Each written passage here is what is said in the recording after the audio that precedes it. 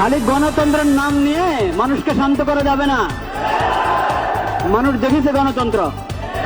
যতদিন আল্লাহর বিধানের কথা বলতে লজ্জা পাবেন, দেশে শান্তি আনতে পারবেন না।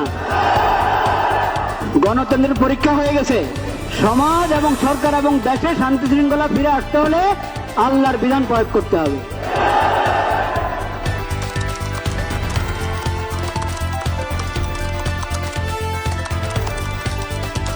জামাত ইসলামের আমির মহোদয়ের সাথে আমরা কথা বলেছি। এই বাংলাদেশের শরিয়া ল অর্থাৎ শরিয়া আইন উনি বাস্তবায়ন করবেন না। আমাদের আমির জামাত বলেছেন যে বাংলাদেশের বিদ্যমান যে আইন, সেই আইনেই বাংলাদেশ চলবে।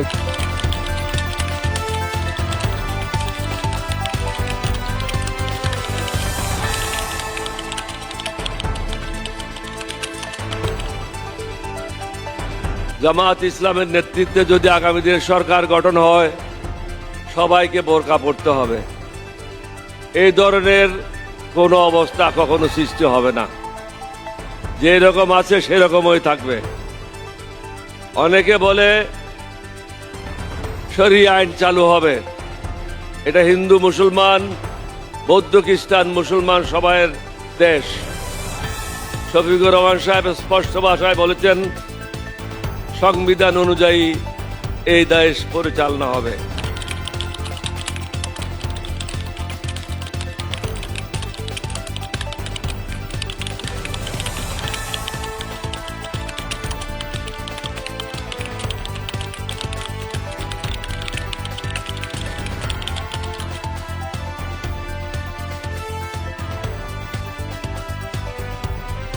স্পষ্ট বলছি, আল্লাহ যদি আমাদের ক্ষমতা দান করেন, কোরআন ও সুন্নাহর আইন পাশ করব। কোনো ধূম্রজাল নাই, কোনো স্পষ্টতা নাই। আর কোরআন ও সুন্নাহর আইন বাস্তবায়নের মাধ্যমে মুসলমান, হিন্দু, বৌদ্ধ, খ্রিস্টান সবাই শান্তিতে বসবাস করতে পারবে, কোনো সন্দেহ নাই।